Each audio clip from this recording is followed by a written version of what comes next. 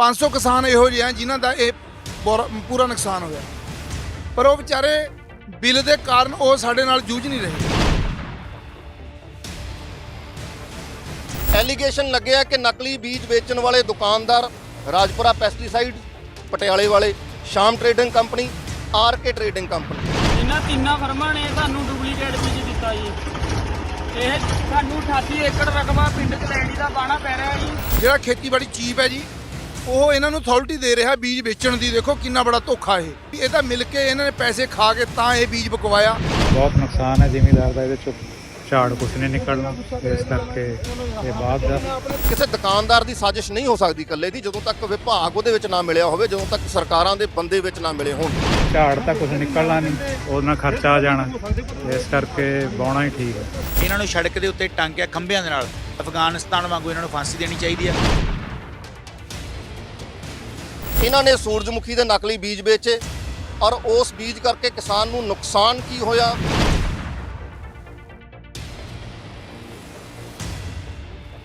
ਬੂਟਾ ਉਹ ਜਵਾਨ ਹੁੰਦਾ ਗਿਆ, ਉਹਦੇ ਵੀ 10 ਤੋਂ ਲੈ ਕੇ 20 ਤੱਕ ਫੁੱਲ ਲੱਗ ਗਏ ਇਹਨੂੰ ਵੀ। ਹਾਲਾਂਕਿ ਜਿਹੜਾ ਸਨਫਲਾਵਰ ਸੂਰਜਮੁਖੀ ਆ, ਇਹਨੂੰ ਇੱਕੋ ਹੀ ਫੁੱਲ ਲੱਗਦੇ। ਬੀਜ ਠੀਕ ਨਹੀਂ ਸੀਗਾ ਤੇ ਇਹਦੇ ਚ ਮਲਟੀ ਫਲਾਵਰਿੰਗ ਹੈਗੀ, ਉਹ ਹੋਣੀ ਨਹੀਂ ਚਾਹੀਦੀ, ਇਕੱਲਾ ਫੁੱਲ ਹੋਣਾ ਚਾਹੀਦਾ। ਜਿਵੇਂ ਪਹਿਲਾਂ ਜਥੇਦਾਰ ਤੋਤਾ ਸਿੰਘ ਹੋਰੀ ਨਕਲੀ ਨਰਮੇ ਦੇ ਬੀਜ ਵੇਚ ਗਏ ਤੇ ਉਧਰ ਬਠਿੰਡੇ ਵਾਲੇ ਕਿਸਾਨ, ਸਾਡੇ ਮਲੋਟ ਜਿਹੜੇ ਨਰਮਾ ਪੱਟੀ ਵਾਲੇ ਕਿਸਾਨ ਨੇ, ਉਹਨਾਂ ਦਾ ਹਾਲ ਕੀ ਹੋਇਆ ਕਿਸੇ ਤੋਂ ਲੁਕਿਆ ਨਹੀਂ ਹੈ।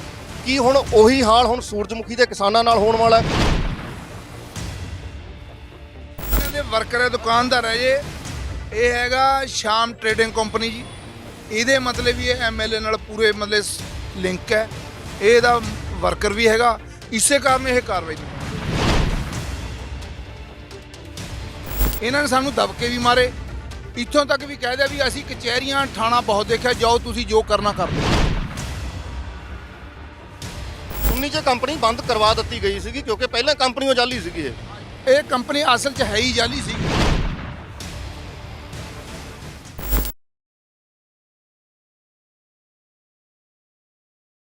ਅੱਜ ਰਾਜਪੁਰੇ ਦੇ ਵਿੱਚ ਪਹੁੰਚੇ ਆ। ਰਾਜਪੁਰੇ ਦਾ ਇੱਕ ਮੋਰਚਾ ਤੁਹਾਨੂੰ ਵਿਖਾ ਦਿੰਦਾ, ਆ ਜਾਓ। ਪਹਿਲਾਂ ਗੱਲਬਾਤ ਬਾਅਦ ਚ ਕਰਾਵਾਂਗਾ, ਪਹਿਲਾਂ ਕੈਮਰੇ ਦੀ ਨਜ਼ਰ ਦੇ ਨਾਲ ਜਿਹੜਾ ਮਸਲਾ ਹੈ ਉਹ ਮਸਲਾ ਤੁਹਾਨੂੰ ਦਿਖਾਉਣ ਦਾ ਯਤਨ ਕਰਦਾ।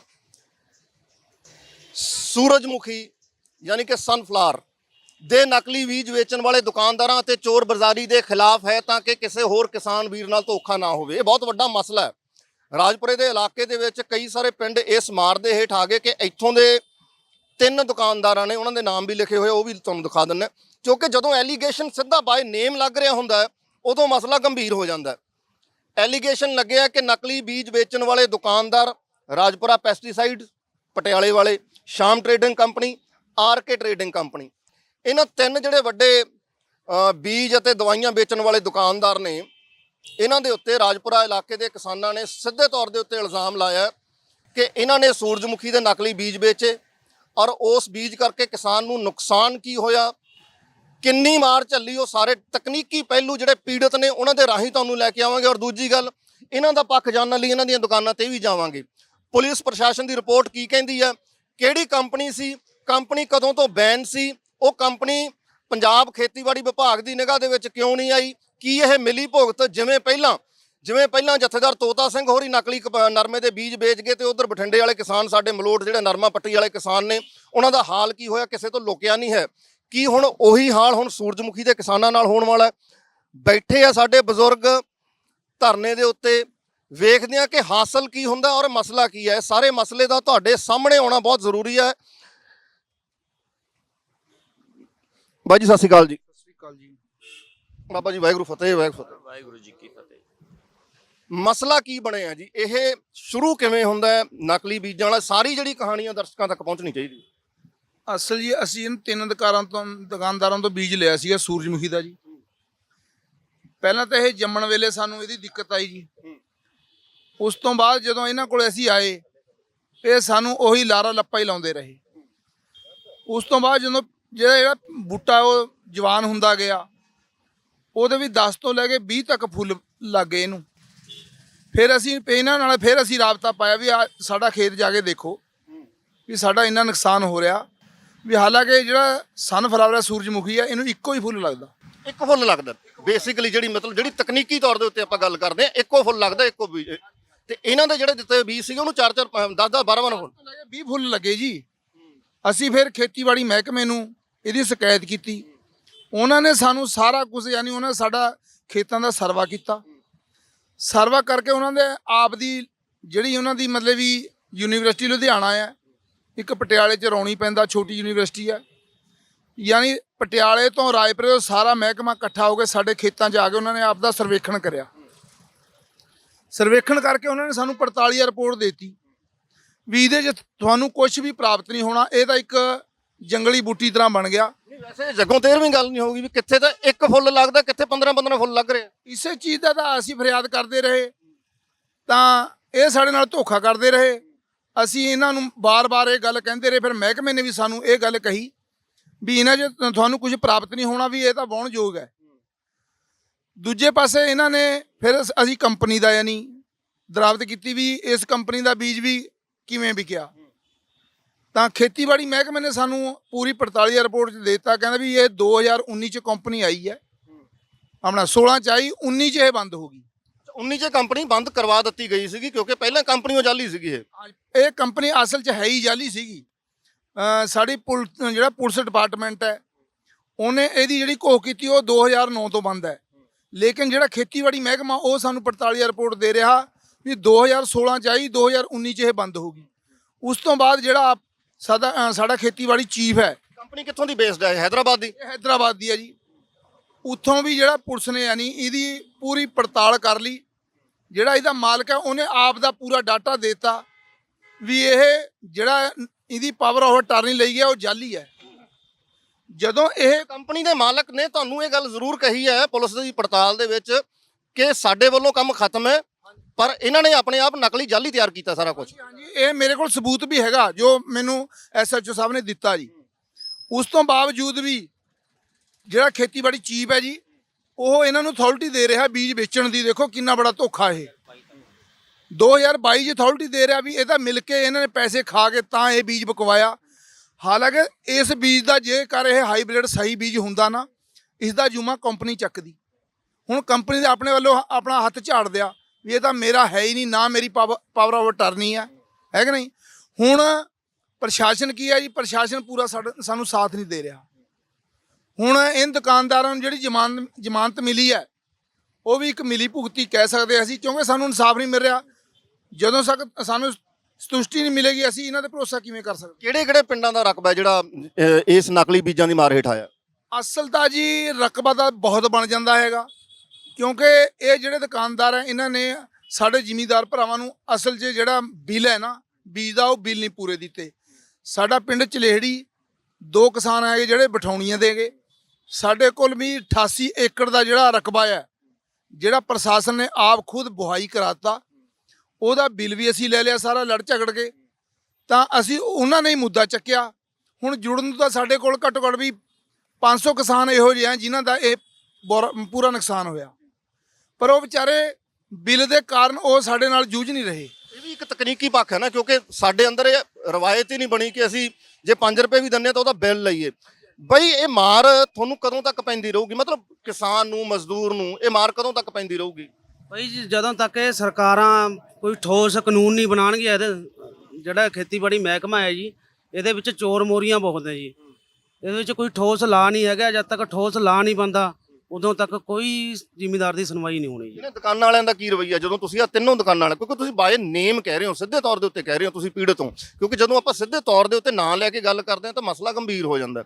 ਇਹਨਾਂ ਦੇ ਰਵੱਈਆ ਕੀ ਸੀ ਜਦੋਂ ਤੁਸੀਂ ਇਹਨਾਂ ਕੋਲੇ ਜਾਣਾ ਸ਼ੁਰੂ ਕੀਤਾ? ਪਹਿਲਾਂ ਸਰ ਜੀ ਇਹਨਾਂ ਨੇ ਸਾਡੇ ਨਾਲ ਅੱਜ ਤੱਕ ਨਾ ਬੇਰੁਖੀ ਗੱਲ ਕੀਤੀ ਹੈ।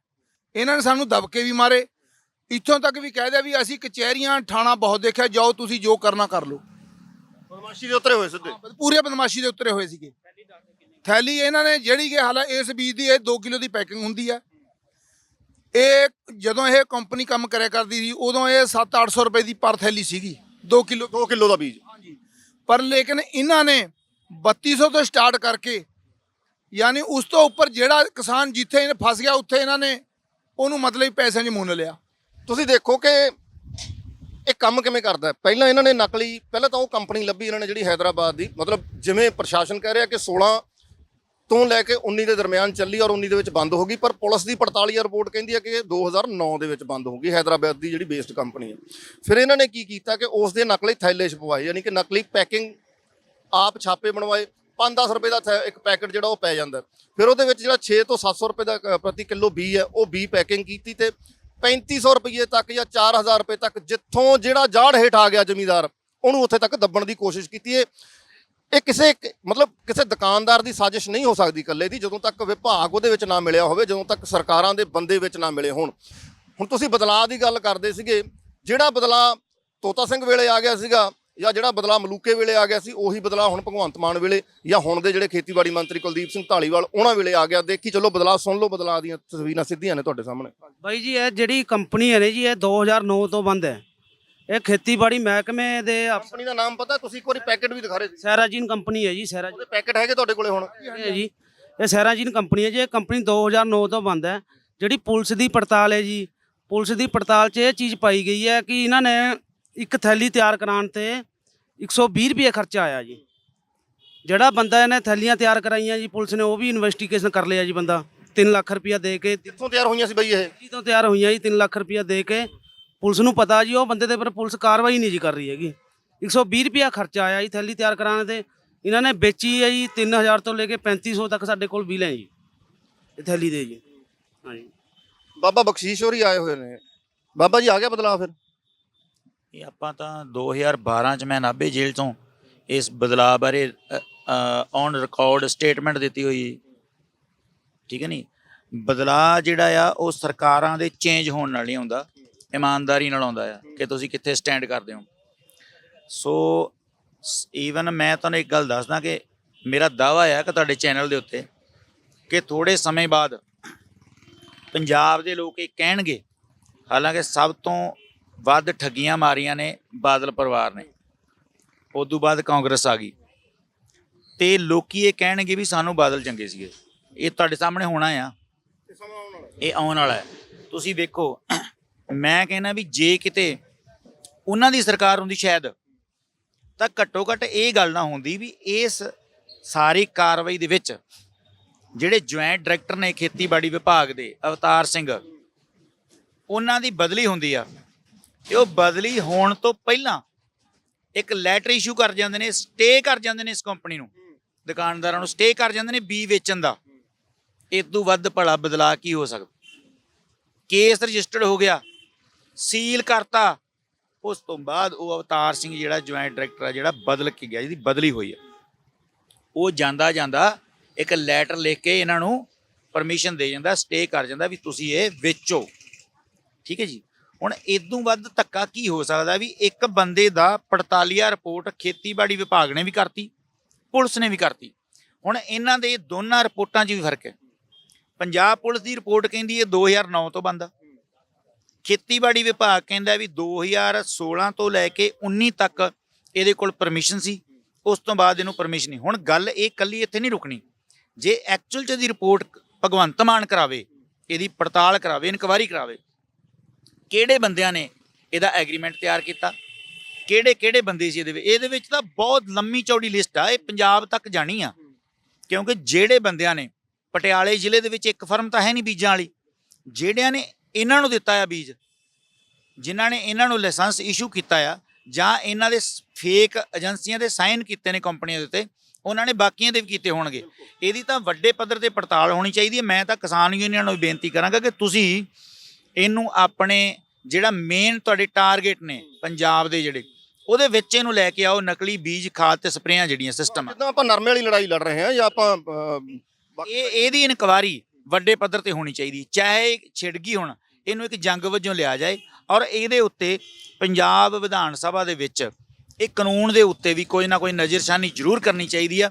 ਇਹਦੇ 'ਚ ਬੜੀਆਂ ਵੇਖੋ, ਇਹ ਕਹਿੰਦੇ ਨੇ ਵੀ ਜੇ ਫਰਜ਼ ਕਰੋ ਕਿਸੇ ਦੁਕਾਨਦਾਰ ਦੇ ਉੱਤੇ ਕੇਸ ਰਜਿਸਟਰਡ ਹੁੰਦਾ ਆ ਵੀ ਉਹ ਨਕਲੀ ਬੀਜ ਵੇਚਦਾ ਹੈ, ਤੇ ਉਹਨੂੰ 1 ਮਹੀਨੇ ਦਾ ਖੇਤੀਬਾੜੀ ਵਿਭਾਗ ਸਟੇ ਦਿੰਦਾ ਆ।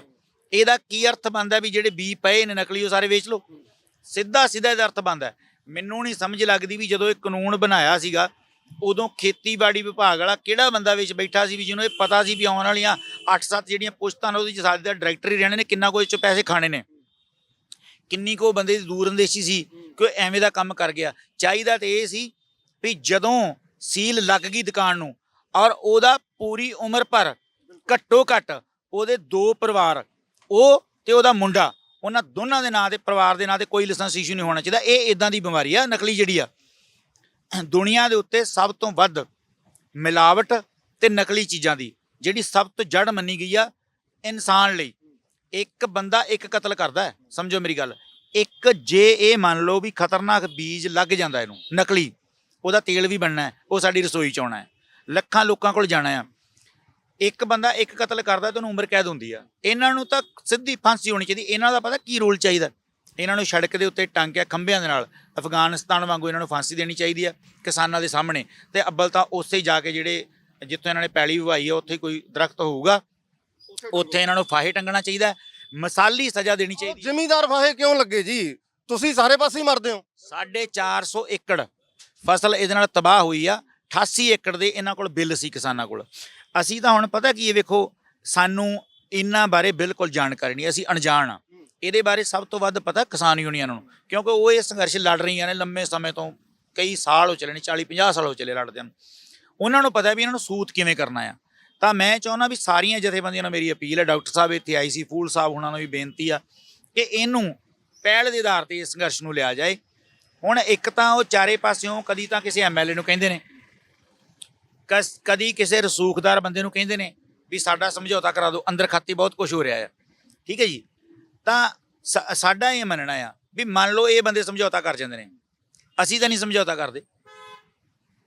ਇਹ ਸਮਝੌਤਾ ਕਰ ਜਾਣਗੇ, ਇਹਨਾਂ ਦੀਆਂ ਪੈਲੀਆਂ ਨੇ, ਇਹ ਗਰੀਬ ਲੋਕ ਨੇ, ਇਹਨਾਂ ਦਾ ਬਹੁਤ ਨੁਕਸਾਨ ਹੋਇਆ ਆ। ਤੇ ਦੂਜਾ ਇਹ ਸਰਕਾਰ ਦੀ, ਮੈਂ ਕਿਸਾਨ ਯੂਨੀਅਨ ਵਾਲੇ ਤੋਂ ਪਤਾ ਲੱਗਾ ਸਰਕਾਰ ਦੀ ਤਾਂ ਪ੍ਰੋਵੀਜ਼ਨ ਹੀ ਇੱਥੇ ਬਹੁਤ ਘੱਟ ਹੈ। 50,000 ਨੂੰ ਠੇਕੇ ਤੇ 1 ਕਿੱਲਾ ਲਿਆ ਜੀ, 70,000 ਦੀ ਜੋ ਫਸਲ ਨਿਕਲਣੀ ਸੀ ਉਹ ਗਈ, 50,000 ਠੇਕਾ ਗਿਆ। ਇਹ ਫਾਹ ਨਾ ਲੈਣ ਤੇ ਕੀ ਕਰਨਾ ਜੀ? ਜਿਵੇਂ ਬਾਬਾ ਜੀ ਨੇ ਕਿਹਾ, ਕਹਿੰਦੇ ਹੋ ਸਕਦਾ ਤੁਸੀਂ ਸਮਝੌਤਾ ਕਰ ਜਾਓਗੇ ਸਮਝੌਤਾ, ਜਾਂ ਲੜੋਗੇ ਲੜਾਈ? ਸਮਝੌਤਾ ਦਾ ਜਦ ਤੱਕ ਸਾਡਾ ਪੂਰਾ ਮੁਆਵਜ਼ਾ ਨਹੀਂ ਮਿਲਦਾ, ਪਹਿਲਾ ਨੰਬਰ ਤਾਂ ਉਦੋਂ ਤੱਕ ਸਮਝੌਤਾ ਨਹੀਂ ਹੁੰਦਾ। ਦੂਜਾ ਨੰਬਰ ਜਦੋਂ ਤੱਕ ਇਹਨਾਂ ਤੇ ਪੂਰੀ ਕਾਰਵਾਈ ਨਹੀਂ ਹੁੰਦੀ ਹੈਗੀ, ਉਦੋਂ ਤੱਕ ਅਸੀਂ ਸਮਝੌਤਾ ਨਹੀਂ। ਡਟੋਗੇ, ਲੜੋਗੇ, ਖੜੋਗੇ? ਪੂਰੇ ਡਟਾਂਗੇ ਅਸੀਂ। ਜਥੇਬੰਦੀਆਂ ਦਾ ਕੀ ਰਵੱਈਆ ਰਿਹਾ ਹੁਣ ਤੱਕ? ਮਤਲਬ ਕਿਹਨਾਂ ਤੱਕ, ਕਿਹੜੀ ਜਥੇਬੰਦੀ? ਜੀ, ਮੈਂ ਦਰੁਸਤ ਕਰਦਾ ਆਪਣੀ ਗੱਲ ਨੂੰ। ਮੈਂ ਇਹ ਨਹੀਂ ਕਿਹਾ ਵੀ ਇਹ ਸਮਝੌਤਾ ਕਰ ਜਣੇ। ਮੇਰਾ ਮਤਲਬ ਇਹ ਆ ਵੀ ਜਿਹੜੇ ਕੇਸ ਨੇ, ਕੋਈ ਬੰਦਾ ਸਮਝੌਤਾ ਕਰਦਾ ਪਰ ਇਹਦੇ ਨਾਲ ਜੇ ਇਹਦੇ 'ਚ ਕਿਸਾਨ ਯੂਨੀਅਨ ਇਨਵੋਲਵ ਹੋ ਜਾਣਗੀਆਂ ਤਾਂ ਇਹ ਕੇਸ ਸਟੈਂਡ ਰਹੂਗਾ। ਸਮਝੋ ਮੇਰੀ ਗੱਲ। ਜੇ ਕਿਸੇ ਗੱਲ ਤੇ ਹੁਣ ਇਹ ਵੇਖੋ, ਅਸੀਂ ਹੈਗੇ ਗਰੀਬ ਮਾਤੜ ਬੰਦੇ ਆ, ਸਾਡੇ ਘਰ ਨਹੀਂ ਚੱਲ ਰਹੇ, ਸਾਨੂੰ ਇੱਥੇ ਕੋਈ ਬੰਦਾ ਅੰਦਰੋਂ ਬਾਹਰੋਂ ਪਹੁੰਚ ਨਹੀਂ ਕਰ ਰਿਹਾ, ਕਿਤੇ ਇਹਨਾਂ ਦੀ ਕਿਸੇ ਨੇ ਬਾਂਹ ਨਹੀਂ ਫੜਨੀ। ਏਡੀਆਂ ਵੱਡੀਆਂ ਸਾਡੀਆਂ ਸੰਸਥਾਵਾਂ ਨੇ, ਉਹ ਵੀ ਬੜੇ ਥਾਵਾਂ ਤੇ ਦੁੱਧ ਡੋਲੀ ਜਾਂਦੇ ਨੇ। ਪਰ ਮੈਂ ਇਹ ਕਹਿਣਾ ਵੀ ਇਹਨਾਂ ਲੋਕਾਂ ਦੀ ਵੀ ਬਾਂਹ ਫੜਨੀ ਚਾਹੀਦੀ ਹੈ। ਸਾਰੇ ਜਿਹੜੇ ਕਿਸਾਨ ਨੇ ਪੰਜਾਬ ਦਾ ਘੱਟੋ ਘੱਟ ਜੇ ਕਹੀਏ ਆਪਾਂ ਤੇ ਇੱਥੇ ਸਿੱਖ ਕਿਸਾਨੀ ਜ਼ਿਆਦੀ ਆ। ਕਿੱਡੀਆਂ ਵੱਡੀਆਂ ਸਾਡੀਆਂ ਸੰਸਥਾ ਨੇ, ਕੋਈ ਇੱਥੇ ਐਸਜੀਪੀਸੀ ਦਾ ਪ੍ਰਧਾਨ ਨਹੀਂ ਆਇਆ, ਕੋਈ ਇੱਥੇ ਜਥੇਦਾਰ ਨਹੀਂ ਆਇਆ ਹੈਗਾ। ਛੱਡੋ ਜੀ, ਉਹ ਤਾਂ ਕੌਮ ਦੇ ਮਸਲੇ 'ਚ ਨਹੀਂ ਆਉਂਦੇ, ਇਹਨਾਂ ਕੋਲੇ ਕੀ ਆਉਣਗੇ? ਨਹੀਂ, ਇਹ ਵੀ ਕੌਮ ਦਾ ਹੀ ਮਸਲਾ ਆ। ਜੇ ਢਿੱਡ ਰੱਜਣਗੇ ਨਾ ਤੇ ਤਾਂ ਹੀ ਹੱਕਾਂ ਦੀ ਗੱਲ ਕਰਨਗੇ। ਇਹ ਵੀ ਹੱਕਾਂ ਦੀ ਲੜਾਈ ਆ, ਕਿਉਂਕਿ ਚੋਰਾਂ ਤੇ ਦਲਾਲਾਂ ਦਾ ਸਫਾਇਆ ਕਰਨਾ ਇਹ ਹੱਕਾਂ ਦੀ ਲੜਾਈ ਆ। ਇਹ ਉਸ ਕੌਮ ਤੋਂ ਬਾਹਰ ਨਹੀਂ ਹੈਗੇ। ਇਹ ਵੀ ਉਹੀ ਲੋਕ ਨੇ, ਇਹ ਵੀ ਸਵੇਰੇ ਸ਼ਾਮ ਗੁਰਦੁਆਰਾ ਸਾਹਿਬ ਜਾਂਦੇ ਨੇ, ਇਹ ਉਹੀ ਆਟਾ ਗੁਰਦੁਆਰੇ ਚੜਾਉਂਦੇ ਨੇ, ਉਹੀ ਬੋਰੀਆਂ ਚੜਾਉਂਦੇ ਨੇ, ਉਹਨਾਂ ਨਾਲ ਹੀ ਗੁਰਦੁਆਰੇ ਬੰਨ੍ਹਦੇ ਨੇ। ਸਾਰਾ ਕੁਝ ਅਸੀਂ ਜੁੜੇ ਹੋਏ ਆ। ਸੋ ਮਸਲਾ ਇਹ ਆ ਕਿ ਕਿਸਾਨ ਨੂੰ ਉਹਦੀ ਹੋਣੀ ਤੇ ਛੱਡ ਦਿੱਤਾ ਗਿਆ ਆ। ਮੈਂ ਚਾਹੁੰਦਾ, ਮੇਰੀ ਅਪੀਲ ਆ ਸਿੱਖ ਲੀਡਰਾਂ ਨੂੰ ਵੀ, ਸਿੱਖ ਜਥੇਦਾਰਾਂ ਨੂੰ ਵੀ, ਐਸਜੀਪੀਸੀ ਪ੍ਰਧਾਨ ਨੂੰ ਵੀ ਇੱਥੇ ਆ ਕੇ ਬਹਿਣ, ਸਰਕਾਰ ਦਾ ਪਿੱਟ ਸਿਆਪਾ ਕਰਨ। ਤੇ ਤਬਦੀਲੀ ਕੋਈ ਨਹੀਂ ਹੋਈ ਜੀ ਅੱਜ ਦੀ ਡੇਟ ਤੱਕ, ਸਵਾਏ ਰਾਘਵ ਚੱਡਾ ਦੀ ਜਿਹੜੀ ਇਸ਼ਤਿਹਾਰਬਾਜ਼ੀ ਕਰਨ ਤੋਂ। ਐਡੀ ਕੋ ਗੱਲ ਕਰਕੇ ਸਾਰਾ ਦਿਨ ਅਖਬਾਰਾਂ 'ਚ ਘੁੰਮਦੀ ਰਹਿੰਦੀ, ਰਾਘਵ ਚੱਡਾ ਸਾਹਿਬ ਨੇ ਪੰਜਾਬ ਕੇ ਮੁੱਦੇ ਉਠਾਏ।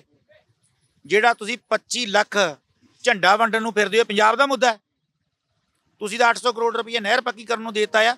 ਜਿਹੜੇ ਝੰਡੇ ਲੋਕਾਂ ਦੇ ਡੰਡੇ ਪਸਾਉਣ ਡਏ ਹੋ, ਇਹ ਲੋਕਾਂ ਨੂੰ ਵਜੀਫਾ ਹੀ ਦੇ ਦਿੰਦੇ, ਕੁਛ ਕਰ ਦਿੰਦੇ ਪੰਜਾਬ ਦਾ। ਇਹ ਪੰਜਾਬ ਦਾ ਨਹੀਂ, ਇਹ ਅਗਲੀਆਂ ਸਟੇਟਾਂ 'ਚ ਰਾਜ ਕਰਨ ਦੇ ਪ੍ਰਬੰਧ ਨੇ ਜਿਹੜੇ ਤੁਸੀਂ ਕਰ ਰਹੇ ਹੋ। ਫੇਲ ਹੋ ਗਈ ਹੈ ਸਰਕਾਰ। ਕਿਹੜੀਆਂ ਜਥੇਬੰਦੀਆਂ ਨਾਲ ਹੁਣ ਤੱਕ ਰਾਬਤਾ ਹੋਇਆ, ਔਰ ਕਿਹੜੀ ਜਥੇਬੰਦੀ ਨੇ ਆ ਕੇ ਸਾਥ ਦੇਣ ਦੀ ਕੋਸ਼ਿਸ਼ ਕੀਤੀ ਹੈ? ਬਈ ਸਾਡੇ ਕੋਲ ਪਹਿਲਾਂ ਤਾਂ ਡਾਕਟਰ ਦਰਸ਼ਨਪਾਲ ਦੀ ਜਥੇਬੰਦੀ ਦਾ ਸਹਿਯੋਗ ਹੈ ਜੀ ਸਾਨੂੰ। ਇੱਕ ਬੂਟਾ ਸਿੰਘ ਸਾਦੀਪੁਰ ਜੀ, ਵੈਸੇ ਤਾਂ ਉਹਨਾਂ ਵੱਲੋਂ ਐਸਕੇਐਮ ਵੱਲੋਂ ਸਾਰੇ ਵੱਲੋਂ ਉਹਨਾਂ ਨੇ ਆਵਾਜ਼ ਉਠਾਈ ਹੈ ਜੀ ਸਾਡੀ ਇਹਦੀ ਸੂਰਜਮੁਖੀ ਦੇ ਨਕਲੀ ਬੀਜ ਦੀ। ਇੱਕ ਦਿਨ ਮੀਟਿੰਗ ਹੋਈ ਹੈ ਉਹਨਾਂ ਦੀ ਖੇਤੀਬਾੜੀ ਮੰਤਰੀ ਨਾਲ ਜੀ, ਉਹਨਾਂ ਨੇ ਆਵਾਜ਼ ਚੱਕੀ ਹੈ ਉੱਥੇ। ਇਹ ਆਪਣਾ ਕਹਿੰਦੇ ਪਹਿਲ ਦੇ ਆਧਾਰ ਤੇ ਤੁਹਾਡਾ ਕਰਾਂਗੇ ਜੀ, ਦੇਖੋ ਹੁਣ ਕੀ ਬਣਦਾ ਜੀ। ਵੱਡਾ ਐਕਸ਼ਨ ਬਾਈ ਆਉਣ ਵਾਲੇ ਸਮੇਂ 'ਚ ਕੀ ਦੇਖਣ ਨੂੰ ਮਿਲ ਸਕਦਾ? ਕਿਉਂਕਿ ਦੇਖੋ ਮਰੇ ਹੋਏ ਤਾਂ ਤੁਸੀਂ ਵੈਸੇ ਵੀ ਹੋ, ਕਿਸਾਨੀ ਔਰ ਮਜ਼ਦੂਰੀ ਪੰਜਾਬ ਦੀ ਬਹੁਤ ਔਖੇ ਹਾਲਾਤਾਂ 'ਚੋਂ ਹੈ। ਦੇਖਣ ਨੂੰ ਜੋ ਮਰਜ਼ੀ ਕਹੀ ਜਾਈਏ, ਗਲ ਪਏ ਢੋਲ ਸਾਰੇ ਵਜਾਰੇ ਕਰਦੇ ਚੱਕ ਚੱਕ ਕੇ, ਸਾਨੂੰ ਵੀ ਸੱਚਾਈਆਂ ਪਤਾ, ਅਸੀਂ ਵੀ ਉਹਨਾਂ ਟੱਬਰਾਂ 'ਚ ਹੀ ਆਉਂਦੇ ਹਾਂ। ਵੱਡਾ ਐਕਸ਼ਨ ਕੀ ਹੋ ਸਕਦਾ ਆਉਣ ਵਾਲੇ ਸਮੇਂ 'ਚ? ਦੇਖਦੇ ਆ, ਅਜੇ ਥੋੜਾ ਟਾਈਮ ਹੋਰ ਦੇਖਦੇ ਆ, ਨਹੀਂ ਤਾਂ ਵੱਡਾ ਐਕਸ਼ਨ ਵੈਸੇ ਮੇਨ ਰੋਡ ਜਿਹੜਾ ਹਾਈਵੇ ਉਹ ਬੰਦ ਕਰਾਂਗੇ ਜੀ। ਕਿੰਨਾ ਕੁ ਨੁਕਸਾਨ ਕਿੰਨਾ ਕੁ ਹੋਇਆ? ਜਿਹੜੇ 88 ਏਕੜ ਦੇ ਜਿਹਦੇ ਆਪਣੇ ਕੋਲੇ ਕਾਗਜ਼ ਨੇ, ਮੰਨ ਲਓ ਜਿਨ੍ਹਾਂ ਦੇ ਆਪਣੇ ਕੋਲੇ ਬਿੱਲ ਪਏ ਸੀਗੇ, ਵੈਸੇ ਤਾਂ ਰਕਬਾ ਜ਼ਿਆਦਾ ਹੈ, ਕਿੰਨਾ ਕੁ ਨੁਕਸਾਨ ਹੋਇਆ ਜ਼ਿਮੀਦਾਰ ਦਾ? ਇਹ ਘੱਟੋ ਘੱਟ ਜੀ 75 ਲੱਖ ਰੁਪਏ ਦਾ ਨੁਕਸਾਨ ਹੈ ਇਸ ਟਾਈਮ। ਜਿਹੜਾ ਪੂਰਾ ਮੌਜਾ ਸਾਡਾ 88 ਏਕੜ ਦਾ ਬਣਦਾ, ਜਿਹਦੇ ਬਿੱਲ ਹੈਗੇ ਆ, ਉਹ 75 ਲੱਖ ਤੋਂ ਘੱਟ ਨਹੀਂ ਹੈਗਾ। ਤੁਹਾਡੇ ਐਮਐਲਏ ਨੀਨਾ ਮਿੱਤਲ ਹੋਰਾਂ ਨਾਲ ਨਹੀਂ ਗੱਲ ਹੋਈ? ਤੁਹਾਡੀਆਂ ਫੋਟੋਆਂ ਹੈਗੀਆਂ ਨੇ। ਉਹਨਾਂ ਦੇ ਕੋਲੇ ਅਸੀਂ 3 ਵਾਰੀ ਫਰਿਆਦ ਕਰ ਲਈ, 2 ਵਾਰੀ ਤਾਂ ਉਹ ਸਾਨੂੰ ਸ਼ੁੱਧ ਬੋਲਦੇ ਰਹੇ ਵੀ ਮੈਂ ਤੁਹਾਡੇ ਨਾਲ ਧਰਨੇ 'ਚ ਵੀ ਬੈਠਾਂਗੀ। ਜਦੋਂ ਅਸੀਂ ਤੀਜੀ ਵਾਰ ਗਏ ਆ, ਉਹ ਮਲੇਰਕੋਟਲੇ ਸ਼ੋਅ 'ਚ ਗਏ ਹੋਏ ਸੀਗੇ ਸੀਐਮ ਦੇ, ਇਹਦਾ ਜਿਹੜਾ ਹਸਬੈਂਡ ਹੈ ਉਹਨੇ ਸਾਡੇ ਨਾਲ ਬਹੁਤ ਜ਼ਿਆਦਾ ਵਧੀਕੀ ਕਰੀ ਹੈ। ਉਹ ਗਾਲੀ ਗਲੋਚ ਤੇ ਵੀ ਉਤਰਿਆ, ਸਾਨੂੰ ਗਾਲ ਕੱਢ ਕੇ ਬੋਲਿਆ ਵੀ ਜਾਓ ਤੁਸੀਂ ਧਰਨਾ ਹੀ ਲਾ ਲਓ ਪਹਿਲਾਂ, ਵੀ ਸਾਨੂੰ ਧਰਨੇ ਚੁਕਾਉਣੇ ਆਉਂਦੇ ਆ। ਆਹ ਤਾਂ ਹਾਲਾਤ ਨੇ ਜੀ। ਇਹ ਧਰਨੇ ਵਾਲੀ ਸਰਕਾਰ ਹੈ ਜਿਹੜੀ ਦਿੱਲੀ 'ਚ ਧਰਨੇ ਲਾ ਲਾ ਕੇ ਬਣੀ ਸੀਗੀ, ਉਹ ਸਰਕਾਰ ਹੈ। ਹੱਸਣ ਦੀ ਗੱਲ ਨਹੀਂ ਹੈ, ਪਰ ਗੱਲ ਹੈ ਇੱਕ ਜਿਹੜਾ ਸਰ ਇਹਨਾਂ ਦਾ ਨੁਕਸਾਨ ਹੋਇਆ ਨਾ ਜੀ, ਉਹ ਨੁਕਸਾਨ ਤੇ ਜਿਹੜੀ ਨਵੀਂ ਕੈਬਨਿਟ ਮੰਤਰੀ ਬਣੀ ਆ ਅਨਮੋਲ ਗਗਨ ਮਾਨ, ਜਿੰਨਾ ਕੋਲ ਦੀ ਕੋਠੀ ਦੇ ਖਰਚਾ ਆਉਣਾ ਉਹਨਾਂ ਕੋਈ ਕਰ ਦੇਣਾ। ਜਿਹੜੀ ਬਨਸਪਤੀ ਦੇ ਉੱਤੇ ਐਮਐਸਪੀ ਦਿੰਦੇ ਸੀ, ਉਹਨੂੰ ਬਾਸਮਤੀ ਵੀ ਨਹੀਂ ਕਹਿਣਾ ਹੁੰਦਾ ਸੀ। ਉਹ ਤਾਂ ਉਹਨੂੰ ਨੌਲੇਜ ਘੱਟ ਆ, ਉੱਤੇ ਨਹੀਂ ਆਪਾਂ ਕੰਟਰੋਲ ਕਰਦੇ, ਪਰ ਆਪਾਂ ਇਹ ਕਰਨੇ ਆ ਵੀ ਜਿੰਨਾ ਕੋ ਉਹਨੇ ਕੋਠੀ ਵਾਸਤੇ ਸਰਕਾਰ ਤੋਂ ਐਲਈਡੀਆਂ ਵਗੈਰਾ ਮੰਗੀਆਂ ਨੇ, ਉਹਨੇ ਕੋ ਨਾਲ ਸਾਡਾ ਸਰਜਣ ਆ ਜਾਣ, ਕੋਈ ਗੱਲ ਨਹੀਂ। ਸਾਨੂੰ ਉਹਨਾਂ ਹੀ ਦੇ ਦਿਓ ਤੁਸੀਂ, ਐਲਈਡੀਆਂ, ਸਵਿਮਿੰਗ ਪੂਲ। ਇਹ ਨੇ ਜੀ ਉਹਨਾਂ ਦੇ ਹਸਬੈਂਡ ਜੀ? ਇਹ ਇਹਨਾਂ ਦੇ ਵਰਕਰ ਹੈ, ਦੁਕਾਨਦਾਰ ਹੈ ਜੀ। ਇਹ ਹੈਗਾ ਸ਼ਾਮ ਟ੍ਰੇਡਿੰਗ ਕੰਪਨੀ ਜੀ। ਇਹਦੇ ਮਤਲਬ ਵੀ ਇਹ ਐਮਐਲਏ ਨਾਲ ਪੂਰੇ ਮਤਲਬ ਲਿੰਕ ਹੈ, ਇਹਦਾ ਵਰਕਰ ਵੀ ਹੈਗਾ, ਇਸੇ ਕਾਰਨ ਇਹ ਕਾਰਵਾਈ ਨਹੀਂ ਹੋਣ ਦੇ ਰਹੀ। ਬਈ ਤੁਹਾਨੂੰ ਇਹ ਮਾਰ ਕਿਉਂ ਪੈਂਦੀ ਹੈ? ਸਾਨੂੰ ਇਹ ਮਾਰ ਹੁਣ ਇੱਕ ਫਸਲ ਦੀ ਨਹੀਂ ਹੈਗੀ। ਜੇ ਤੁਸੀਂ ਕਹੋ ਵੀ ਸਾਨੂੰ ਸੂਰਜਮੁਖੀ ਦੀ ਮਾਰ ਹੈ, ਹੁਣ ਸਾਡਾ ਉਹੀ ਅਸੀਂ ਬਣਾਉਣਾ ਹੁੰਦਾ, ਉਹੀ ਕਰਕੇ ਖਾਣਾ ਹੁੰਦਾ। ਸਾਡੇ ਕੋਲ ਕੋਈ ਫਾਲਤੂ ਕੋਈ ਇੰਨਾ ਮਤਲਬ ਜਾਇਦਾਦ ਸਾਡੇ ਕੋਲ ਇੰਨੀ ਵੱਡੀ ਖੁੱਲੀ ਰਕਮ ਨਹੀਂ ਹੁੰਦੀ। ਅਸੀਂ ਇੱਕ ਤਾਂ ਸਾਡੀ ਸੂਰਜਮੁਖੀ ਗਈ, ਦੂਜੀ ਸਾਡੀ ਅਸੀਂ ਇੱਥੇ ਬੈਠੇ ਹਾਂ, ਹੁਣ ਸਾਡੀ ਝੋਨੇ ਦੀ ਫਸਲ ਵੀ ਗਈ। ਜੇ ਅਸੀਂ ਉਹਨੂੰ ਦੇਖਾਂਗੇ ਭਾਲਾਂਗੇ ਨਹੀਂ, ਸਾਡੇ ਕੋਲ ਕਿੱਥੋਂ ਆਊਗੀ ਕੋਈ ਫਸਲ? ਸਾਡੇ ਉਹ ਵੀ ਫਸਲ ਸਾਡੀ ਬੇਕਾਰ ਹੈ। ਤੀਜੀ ਸਾਡੀ ਫਸਲ ਅੱਗੇ ਹੋਊਗੀ ਕਣਕ ਦੀ। ਹੁਣ ਸਾਡਾ ਇਹ ਪੀਣਾ ਪਿਆ ਹੋਇਆ ਗਿੱਲਾ, ਕੀ ਪਤਾ ਵੀ ਕਦ ਨਿਬੜੇ ਕਦ ਨਾ ਨਿਬੜੇ। ਸਾਨੂੰ 30 ਫਸਲ ਦੀ ਵੀ ਆਸ ਨਹੀਂ। ਸਾਡੇ ਜਵਾਕ ਨੇ ਛੋਟੇ ਛੋਟੇ ਪੜ੍ਹਦੇ ਨੇ, ਸਾਡੇ ਹੋਰ ਘਰਾਂ ਦੇ ਖਰਚ ਬਹੁਤ ਨੇ, ਡੰਗਰ ਪਸ਼ੂ ਹੈ, ਕੱਖ ਵੀ ਪਾਉਣੇ ਨੇ। ਅਸੀਂ ਕਿਸੇ ਰਿਸ਼ਤੇਦਾਰੀ 'ਚ ਇੱਕ ਦਿਨ ਵਗ ਜਾਈਏ, ਉਹਦੇ ਸਾਨੂੰ ਐ ਹੁੰਦਾ ਵੀ ਸਾਡੇ ਡੰਗਰ ਭੁੱਖੇ ਨਾ ਮਰ ਜਾਣ, ਅਸੀਂ ਸ਼ਾਮ ਨੂੰ ਮੁੜ ਕੇ ਘਰੇ ਜਾਣਾ। ਇਹ ਹੁਣ ਸਾਨੂੰ ਤੁਸੀਂ ਦੇਖ ਲਓ ਵੀ ਕਿੰਨੇ ਦਿਨ ਦੇ ਬੈਠੇ ਆ, ਨਾ ਸਾਨੂੰ ਕੋਈ ਪੁੱਛਦਾ ਨਾ ਕੋਈ ਗਿਣਦਾ। ਅਸੀਂ ਸਾਡੀ ਕਬੀਲਦਾਰੀ ਇਹੀ ਰਸਤੇ ਪਈ ਹੋਈ ਜਿਹੜਾ ਸਾਨੂੰ ਰੋਜ਼ ਸਰਦਾ ਨਹੀਂ। ਇਹ ਹੁਣ ਸਾਨੂੰ ਪੂਰਾ ਇਹਨਾਂ ਨੇ ਕੁਛ ਨਹੀਂ ਸਾਨੂੰ ਦਿੱਤਾ, ਨਾ ਕੋਈ ਸਾਨੂੰ ਆਸ ਤਾਂ ਹੈ, ਪਰ ਆਸ ਇਹ ਹੈ ਵੀ ਸਾਨੂੰ ਕੋਈ ਪਤਾ ਨਹੀਂ ਵੀ ਮਿਲੇ ਬਿਨਾਂ ਹੱਕ ਨਹੀਂ ਮਿਲਦੇ ਲੱਗਦੇ। ਨਹੀਂ ਮਿਲਦਾ। ਇਹਦੇ ਪਿੱਛੇ ਅਸੀਂ ਪੂਰੀ ਆਪਦੀ ਵਾਅਦਾ ਲਾ ਰਹੇ ਹਾਂ। ਸਾਡਾ ਜਿੱਥੇ ਤੱਕ ਸਾਡਾ ਹੱਕ ਹੈ ਅਸੀਂ ਛੱਡਦੇ ਤਾਂ ਹੈ ਨਹੀਂ, ਜੇ ਅਸੀਂ ਕੁਝ ਵੀ ਕਰੀਏ ਹੱਕ ਲੈ ਕੇ ਹਟਾਂ। ਬਾਈ ਖੇਤੀਬਾੜੀ ਮੰਤਰੀ ਤੱਕ ਗੱਲਬਾਤ ਪਹੁੰਚੀ ਤੁਹਾਡੀ? ਇਹ ਮਸਲਾ ਪਹੁੰਚਿਆ? ਮੈਂ ਖੁਦ ਖੇਤੀਬਾੜੀ ਧਾਰੀਵਾਲ ਜੀ ਨਾਲ ਗੱਲ ਕਰਕੇ ਆਇਆ, ਉਹਨੇ ਮੀਡੀਆ 'ਚ ਬਿਆਨ ਵੀ ਦਿੱਤਾ ਹੈਗਾ ਵੀ ਮੈਂ ਇਹਨਾਂ ਕਿਸਾਨਾਂ ਨੂੰ ਪੂਰਾ ਮੁਆਵਜ਼ਾ ਦਵਾਉਂਗਾ। ਲੇਕਿਨ ਅੱਜ ਤੱਕ ਸਮਝ ਨਹੀਂ ਮੈਨੂੰ ਆਉਂਦੀ ਵੀ ਪਤਾ ਨਹੀਂ ਕਿਹੜੀ ਗੁੱਠੇ ਜੋ ਉਹ ਬੈਠੇ ਆ, ਕਿਹੜੀ ਨਹੀਂ ਬੈਠੇ, ਜਿਹੜੀ ਸਾਡੀ ਸੁਣਵਾਈ ਨਹੀਂ ਹੋ ਰਹੀ ਹੈ ਕਿ ਨਹੀਂ। ਹੁਣ ਅਸੀਂ ਤਾਂ ਆਸ ਬੰਨੀ ਬੈਠੇ ਆ ਵੀ ਚਲੋ ਠੀਕ ਹੈ, ਮੰਤਰੀ ਨੇ ਬਿਆਨ ਦੇ ਦਿੱਤਾ, ਕਿਉਂਕਿ ਇੱਕ ਵਿਸ਼ਵਾਸ ਹੀ ਹੁੰਦਾ, ਵਿਸ਼ਵਾਸ ਹੀ ਅਸੀਂ ਦੁਕਾਨਦਾਰਾਂ ਤੇ ਕੀਤਾ ਸੀਗਾ, ਹੈ ਕਿ ਨਹੀਂ। ਹੁਣ ਦੇਖਦੇ ਹਾਂ ਕਿ ਕੀ ਹੁੰਦਾ ਜੀ। ਇਹਨਾਂ ਨਾਲ ਤਾਂ ਬਾਈ ਤੁਹਾਡੀ ਸਾਂਝ ਵੀ ਪੁਰਾਣੀ ਹੋਊ, ਕਿਉਂਕਿ ਜ਼ਿਮੀਂਦਾਰ ਦੀ ਸਾਂਝ ਇਦਾਂ ਦੀ ਹੁੰਦੀ ਹੈ ਜਿੱਥੋਂ ਆਪਾਂ ਦਵਾਈਆਂ ਚੱਕਦੇ ਹਾਂ, ਜਿੱਥੋਂ ਆਪਾਂ ਬੀਜ ਚੱਕਦੇ ਹਾਂ, ਪੁਸ਼ਤਾਂ ਦੀ ਸਾਂਝ ਹੁੰਦੀ ਆ। ਆਪਾਂ ਇੱਕੋ ਦਮ ਨਹੀਂ ਤੋੜਦੇ, ਆੜਤੀਏ ਨਾਲ ਵੀ ਆਪਣੀ ਐਂ ਹੁੰਦੀ ਹੈ। ਤੇ ਇਹਨਾਂ ਨੂੰ ਮਤਲਬ ਬਿਲਕੁਲ ਵੀ ਐ ਨਹੀਂ ਆਇਆ ਵੀ ਅਸੀਂ ਐਡਾ ਵੱਡਾ ਧੋਖਾ ਕਰ ਰਹੇ ਹਾਂ, ਟੱਬਰਾਂ ਦੇ ਟੱਬਰ ਖਤਮ ਹੋ ਜਾਣਗੇ। ਆਹੀ ਗੱਲ ਤਾਂ ਵੀਰ ਜੀ ਸੋਚਣ ਵਾਲੀ ਹੈ ਨਾ। ਅਸੀਂ ਸਾਡੀ ਆਦੀ ਸਾਂਝ ਨਹੀਂ, ਸਾਡੀ ਘੱਟੋ ਘੱਟ ਵੀ 30 35 ਸਾਲ ਦੀ ਸਾਂਝ ਹੈ ਇਹਨਾਂ ਨਾਲ। ਵਿਸ਼ਵਾਸ ਬਣਿਆ ਹੋਇਆ ਸੀਗਾ, ਇਹਨਾਂ ਨੇ ਸਾਨੂੰ ਇਹ ਵੀ ਵਿਸ਼ਵਾਸ ਦਵਾਇਆ ਕਿ ਵੀ ਇਹ 10 ਕੁਇੰਟਲ ਤੋਂ ਲੈ ਕੇ 13 ਕੁਇੰਟਲ ਤੱਕ ਦਾ ਝਾੜ ਦੇਊਗੀ ਇਹ, ਪਰ ਲੇਕਿਨ ਸਾਡੇ ਪੱਲੇ ਕੱਖ ਨਹੀਂ ਪਿਆ। ਹੁਣ ਵਿਸ਼ਵਾਸ ਤੇ ਹੀ ਚੱਲਦਾ, ਗੱਲ ਤਾਂ ਵਿਸ਼ਵਾਸ ਤੇ ਚੱਲਦੀ ਦੀ। ਪਹਿਲਾਂ ਤਾਂ ਇਹਨਾਂ ਕੋਲੋਂ ਅਸੀਂ ਵਿਸ਼ਵਾਸ ਕਾਰਨ ਬਿੱਲ ਨਹੀਂ ਲਏ। ਜਿੰਨੇ ਵੀ ਸਾਡੇ ਮਤਲਬ ਜ਼ਿਮੀਂਦਾਰ ਮਾਰੇ ਗਏ ਹੈ ਉਹ ਇਸ ਵਿਸ਼ਵਾਸ ਦੇ ਕਾਰਨ ਮਾਰੇ ਗਏ, ਕਿਉਂਕਿ ਵਿਸ਼ਵਾਸ ਬਣਿਆ ਹੁੰਦਾ ਹੈਗਾ। ਆਲਾ ਵਿਸ਼ਵਾਸ ਤੇ ਚੀਜ਼ ਲੈ ਲੈਂਦਾ, ਆਧਾਰ ਸੁਧਾਰ ਵੀ ਚੱਲਦਾ। ਹਾਂ, ਜੇਕਰ ਅਸੀਂ ਇਹਨਾਂ ਦੇ ਪੈਸੇ ਨਾ ਦਈਏ ਫਿਰ ਅਸੀਂ ਮਾੜੇ ਹਾਂ। ਆਹੀ ਹੈ ਵੀ ਅਸੀਂ ਚਾਹੇ ਵਿਆਜ ਸਮੇਤ ਕਿਤੋਂ ਵਿਆਜ ਭਰੀਏ, ਜੋ ਮਰਜ਼ੀ ਕਰੀਏ, ਲੇਕਿਨ ਇਹਨਾਂ ਦਾ ਜੋ ਬਣਦਾ ਇਹਨਾਂ ਨੂੰ ਦਿੱਤਾ। ਪਰ ਜਿਹੜੇ ਅਸੀਂ ਬਿੱਲ ਲਏ ਆ ਉਹ ਇਹਨਾਂ ਦੇ ਅੱਗੇ ਦੁਕਾਨਦਾਰਾਂ ਦੇ ਅੱਗੇ ਧਰਨੇ ਲਾ ਕੇ ਤਾਂ ਬਿੱਲ ਦਿੱਤੇ ਇਹਨਾਂ ਨੇ, ਵੈਸੇ ਸਾਨੂੰ ਬਿੱਲ ਨਹੀਂ ਦਏ। ਬਿੱਲ ਵੀ ਧਰਨੇ ਲਾ ਕੇ ਲਏ ਨੇ। ਵੀ ਅਸੀਂ ਧਰਨੇ ਲਾ ਕੇ ਲਏ ਜੀ। ਹੋਰ ਦੱਸੋ ਜੀ। ਆ ਤੁਹਾਨੂੰ ਦਿਖਾ ਦਿੰਦਾ ਜੀ, ਜਿਹੜੀ ਇਹਨਾਂ ਨੇ ਇੱਕ ਰਿਪੋਰਟ ਜਿਹੜੀ ਸਾਰੀ ਹੈ, ਇਹ ਇਹਨਾਂ ਨੇ ਲੈਟਰ ਕੱਢੇ ਹੋਏ ਨੇ ਵੱਖ-ਵੱਖ। ਇਹ 45 ਰਿਪੋਰਟ ਹੈ ਜੀ। ਮੁੱਖ ਖੇਤੀਬਾੜੀ ਅਫਸਰ ਪਟਿਆਲਾ ਜਿਹੜੇ ਚੀਫ ਨੇ ਉਹਨਾਂ ਦੀ ਰਿਪੋਰਟ ਹੈ ਜੀ। ਉਹਦੇ ਵਿੱਚ ਸਾਫ਼ ਤੌਰ ਦੇ ਉੱਤੇ ਲਿਖਿਆ ਹੋਇਆ, ਮੈਂ ਤੁਹਾਨੂੰ ਸੁਣਾ ਦਿੰਦਾ ਕਿ ਮੈਸਰ ਸ਼ਾਮ ਟ੍ਰੇਡਿੰਗ ਕੰਪਨੀ, ਜਿਹਨਾਂ 3 ਫਰਮਾਂ ਤੋਂ ਲਿਖਿਆ ਨਾ, ਰਾਜਪੁਰਾ ਪੈਸਟੀਸਾਈਡ, ਸ਼ਾਮ ਟ੍ਰੇਡਿੰਗ ਕੰਪਨੀ ਅਤੇ ਆਰਕੇ ਟ੍ਰੇਡਿੰਗ ਕੰਪਨੀ, ਇਹਨਾਂ ਫਰਮਾਂ ਦਾ ਰਿਕਾਰਡ ਘੋਖਣ ਲਈ ਤਲਬ ਕਰ ਲਿਆ ਗਿਆ ਹੈ। ਫਰਮਾਂ ਵਿਰੁੱਧ ਬਣਦੀ ਕਾਨੂੰਨੀ ਕਾਰਵਾਈ ਕੀਤੀ ਜਾਵੇਗੀ। ਰਿਪੋਰਟ ਮੁਤਾਬਕ ਬੀਜ ਘਟੀਆ ਕਿਸਮ ਦਾ ਹੈ। ਇਹ ਮੁੱਖ ਖੇਤੀਬਾੜੀ ਅਫਸਰ ਪਟਿਆਲਾ ਨੇ ਲਿਖਿਆ ਹੋਇਆ। ਤੁਸੀਂ ਇਹ ਵੇਖੋ ਕਿ ਇਹ ਵੀ 2016 ਅਤੇ 2019 ਤੱਕ ਦੀ ਮਿਆਦ ਸੀ। ਮਤਲਬ ਇਸ ਕੰਪਨੀ ਦੀ ਜਿਹੜੀ ਇਹ ਕੰਪਨੀ ਹੈ ਸਾਈਨ ਰੀਜ਼ਨ ਜਿਹੜੀ ਕੰਪਨੀ ਹੈ, ਇਹ ਅਥਾਰਟੀ ਲੈਟਰ ਹੈ ਜੀ, ਜਿਹੜਾ ਖੇਤੀਬਾੜੀ ਅਫਸਰ ਨੇ, ਆ ਦੇਖੋ ਚੀਫ ਐਗਰੀਕਲਚਰ ਆਫਿਸਰ। ਇੱਕ ਪਾਸੇ ਕੰਪਨੀ 2019 ਦੇ ਵਿੱਚ ਉਹ ਕਹਿੰਦੇ ਬੰਦ ਹੈ, ਦੂਜੇ ਪਾਸੇ 2022 ਦੀਆਂ ਤੁਹਾਡੇ ਕੋਲੇ ਫੋਟੋਆਂ ਤੁਹਾਡੇ ਸਾਹਮਣੇ ਨੇ ਜੀ ਕੈਮਰੇ ਦੀ ਨਜ਼ਰ ਦੇ ਨਾਲ। ਦੂਜੇ ਪਾਸੇ ਇਹਨਾਂ ਨੂੰ ਅਥਾਰਟੀ ਲੈਟਰ ਦਿੱਤਾ ਹੈ ਕਿ ਵੇਚੋ ਜੀ। ਦੂਜੇ ਇੱਕ 45 ਰਿਪੋਰਟ ਕਹਿ ਰਹੀ ਹੈ ਕੰਪਨੀ 2009 ਤੋਂ ਬੰਦ ਹੈ, ਦੂਜੀ ਕਹਿ ਰਹੀ ਹੈ 2019 ਤੋਂ ਬੰਦ ਹੈ। ਪੰਜਾਬ ਸਰਕਾਰ ਦੇ ਚੀਫ ਖੇਤੀਬਾੜੀ ਅਫਸਰ ਇਹਨਾਂ ਨੂੰ 2022 ਦੇ ਵਿੱਚ ਪਰਮਿਸ਼ਨ ਦੇਈ ਜਾਂਦੇ ਆ ਕਿ ਵੇਚੀ ਚੱਲੋ ਜੀ ਜਿਵੇਂ ਮਰਜ਼ੀ। ਸੋ ਇਹ ਸਾਰੇ ਮਸਲੇ ਆ, ਕਿਵੇਂ ਚੀਜ਼ਾਂ ਚੱਲ ਰਹੀਆਂ ਨੇ। ਔਰ ਜਰਨਲ ਡਾਇਰੀ ਜਿਹੜੀ ਪੰਜਾਬ ਪੁਲਿਸ ਦੀ ਹੁੰਦੀ ਆ, ਉਹਦੇ ਵਿੱਚ ਆ ਰੋਜ਼ਨਾਮਚਾ ਹੈ ਜੀ। ਰੋਜ਼ਨਾਮਚੇ ਦੇ ਹਿਸਾਬ ਨਾਲ 4/5/2022 ਦੇ ਵਿੱਚ 7:41 ਦਾ ਜਿਹੜਾ ਰੋਜ਼ਨਾਮਚੇ ਦੇ ਵਿੱਚ ਦਰਜ ਹੋਇਆ ਹੋਇਆ ਇਹਨਾਂ ਦੇ ਬਾਏ ਨੇਮ ਨੇ ਜੀ ਤਿੰਨਾਂ ਦੇ।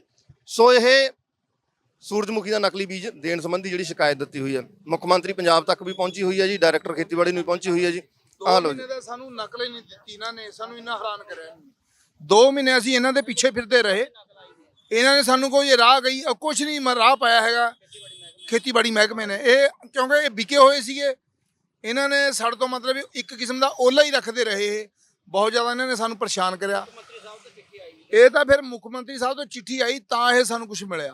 ਨਹੀਂ, ਹੁਣ ਜਦੋਂ ਮਸਲਾ ਮੁੱਖ ਮੰਤਰੀ ਸਾਹਿਬ ਤੱਕ ਪਹੁੰਚ ਗਿਆ, ਫਿਰ ਇਹਦਾ ਹੱਲ ਹੁੰਦਾ ਕਿਉਂ ਨਹੀਂ ਨਜ਼ਰ ਆ ਰਿਹਾ? ਜਲਦੀ ਹੱਲ ਕਿਉਂ ਨਹੀਂ ਹੋ ਰਿਹਾ ਹੈਗਾ ਇਹਦਾ? ਇੱਕ ਹੋਰ ਗੱਲ ਹੈ ਵੀਰ ਜੀ, ਦੇਖੋ ਕਿੰਨਾ ਬੜਾ ਧੋਖਾ ਆ ਵੀ ਜਿਹੜਾ ਖੇਤੀਬਾੜੀ ਮਹਿਕਮਾ ਇੱਕ ਪਾਸੇ ਤਾਂ ਉਹ ਸਾਨੂੰ ਕਹਿ ਰਿਹਾ, ਜਿਹੜਾ ਅਵਤਾਰ ਸਿੰਘ ਡਾਇਰੈਕਟਰ ਹੈ ਛੋਟਾ, ਕਹਿੰਦੇ ਮੈਂ ਇਹਨਾਂ ਦੀਆਂ ਦੁਕਾਨਾਂ ਸੀਲ ਕਰਤੀਆਂ। ਦੂਜੇ ਪਾਸੇ ਉਹ ਆਪ ਦੀ ਬਦਲੀ ਕਰਾ ਕੇ ਇਹਨਾਂ ਨੂੰ ਜਾਂਦਾ ਜਾਂਦਾ ਫਿਰ ਬਹਾਲ ਕਰ ਰਿਹਾ, ਫਿਰ ਇਹਨਾਂ ਦੀਆਂ ਦੁਕਾਨਾਂ ਖੋਲ ਰਿਹਾ, ਬੀਜ ਵੇਚਣ ਦੀ ਇਹਨਾਂ ਨੂੰ ਅਥਾਰਟੀ ਦੇ ਰਿਹਾ। ਉਹ ਦੇਖੋ ਕਿੰਨਾ ਵੱਡਾ ਧੋਖਾ ਹੈ। ਇਹਦਾ ਮਤਲਬ ਇਹਨਾਂ ਨੇ ਪੈਸੇ ਖਾਦੇ ਹੋਣੇ ਤਾਂ ਹੀ ਇਹ ਕੁਝ ਕਰ ਰਿਹਾ ਹੈਗਾ। ਇਹਦੇ 'ਚ ਖੇਤੀਬਾੜੀ ਜਿਹੜਾ ਮਹਿਕਮਾ ਇਹ ਵੀ ਵਿੱਚ ਰਲਿਆ ਹੋਇਆ ਹੈਗਾ, ਇਹਨਾਂ ਕੋਲੇ ਵੀ ਇਹਨਾਂ ਨੇ ਪੈਸੇ ਧੱਕੇ ਹੋਏ ਹਨ। ਇਹਦਾ ਸਾਨੂੰ ਹੁਣ ਪੱਕਾ ਸਬੂਤ ਹੈ ਇਸ ਚੀਜ਼ ਦਾ। ਮਸਲਾ ਬਹੁਤ ਅਹਿਮ ਹੈ। ਆਹ ਦੇਖੋ ਜੀ, ਜਿਹੜੇ ਬਾਈਆਂ ਦੇ ਖੇਤ ਵਾਹੇ ਗਏ ਨੇ, ਇਹ ਮੈਂ ਵਿੱਚ ਰਿਪੋਰਟ ਦੇ ਵਿੱਚ ਕੰਪਾਈਲ ਕਰ ਦਵਾਂਗਾ। ਇਹ ਪੁੱਤਾਂ ਵਾਂਗੂ ਬੀਜੀ ਹੋਈ ਫਸਲ ਜਦੋਂ ਵਾਹਣੀ ਪੈਂਦੀ ਹੈ ਨਾ, ਤਾਂ ਜਿਹੜਾ ਵਾਹੁੰਦਾ ਉਹਨੂੰ ਪਤਾ ਹੁੰਦਾ ਹੈ। ਗੱਲ ਇਕੱਲੇ ਪੈਸੇ ਦੀ ਨਹੀਂ ਹੈ, ਇਹ ਮਸਲਾ ਸਿਰਫ ਪੈਸੇ ਦਾ ਨਹੀਂ ਹੈ। ਮਸਲਾ ਪੈਸੇ ਤੋਂ ਅੱਗੇ ਭਰੋਸੇ ਦਾ ਹੈ, ਵਿਸ਼ਵਾਸ ਦਾ ਹੈ ਕਿ ਭਰੋਸਾ ਤੇ ਵਿਸ਼ਵਾਸ ਕਿਵੇਂ ਕਿਸਾਨ ਦਾ ਤੇ ਮਜ਼ਦੂਰ ਦਾ ਟੁੱਟਦਾ।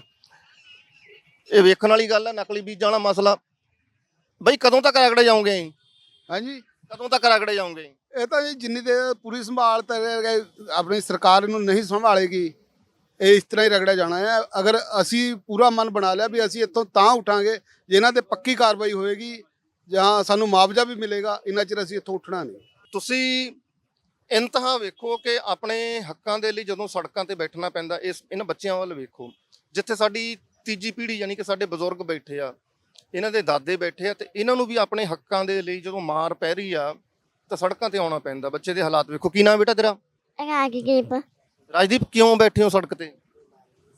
ਸੂਰਜਮੁਖੀ ਕੇ। ਸੂਰਜਮੁਖੀ ਲਈ।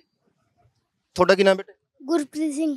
ਗੁਰਪ੍ਰੀਤ, ਤੁਹਾਨੂੰ ਪਤਾ ਵੀ ਮਸਲਾ ਕੀ ਹੋਇਆ? ਕਿਉਂ ਆਪਾਂ ਇੱਥੇ ਆ ਕੇ ਬੈਠੇ ਹਾਂ? ਤੁਹਾਡੇ ਦਾਦੇ ਤੁਹਾਡੇ ਡੈਡੀ ਇੱਥੇ ਕਿਉਂ ਆਉਂਦੇ ਨੇ? ਸਾਡੀ 22 ਏਕੜ ਜ਼ਮੀਨ ਖਰਾਬ ਹੋ ਗਈ ਹੈ, ਇਸ ਲਈ ਰਾਜਪੁਰੇ ਦੇ ਚੋਰਾਂ ਨੇ। ਕਿਉਂ ਖਰਾਬ ਹੋਈ ਹੈ ਪੁੱਤ? ਰਾਜਪੁਰੇ ਦੇ ਚੋਰਾਂ ਨੇ ਸਰਕਾਰ ਨਾਲ ਮਿਲ ਕੇ ਨਕਲੀ ਬੀਜ ਤਿਆਰ ਕਰਕੇ ਵੇਚੇ ਹਨ। ਸੂਰਜਮੁਖੀ ਦੇ ਨਕਲੀ ਬੀਜ? ਹਾਂਜੀ। ਇਹ ਬਹੁਤ ਲਾਜ਼ਮੀ ਹੈ।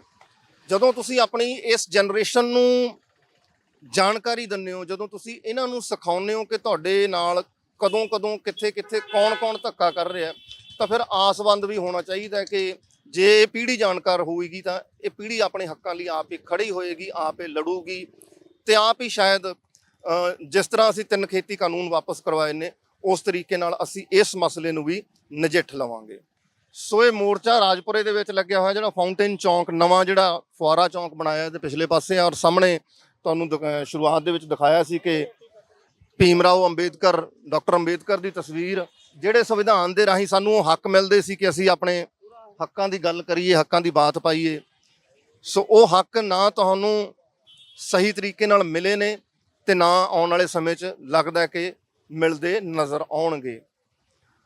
ਆਪਣੇ ਕੈਮਰਾ ਸਹਿਯੋਗੀ ਮਲਕੀਤ ਸਿੰਘ ਦੇ ਨਾਲ ਰਾਜਪੁਰਾ ਤੋਂ ਸੂਰਜਮੁਖੀ ਦੇ ਨਕਲੀ ਬੀਜਾਂ ਦੀ ਰਿਪੋਰਟ ਤੁਹਾਡੇ ਸਾਹਮਣੇ ਰੱਖਦਾ ਹੋਇਆ ਪ੍ਰਿੰਸ ਭਾਰਦਵਾਜ, ਔਨ ਏਅਰ।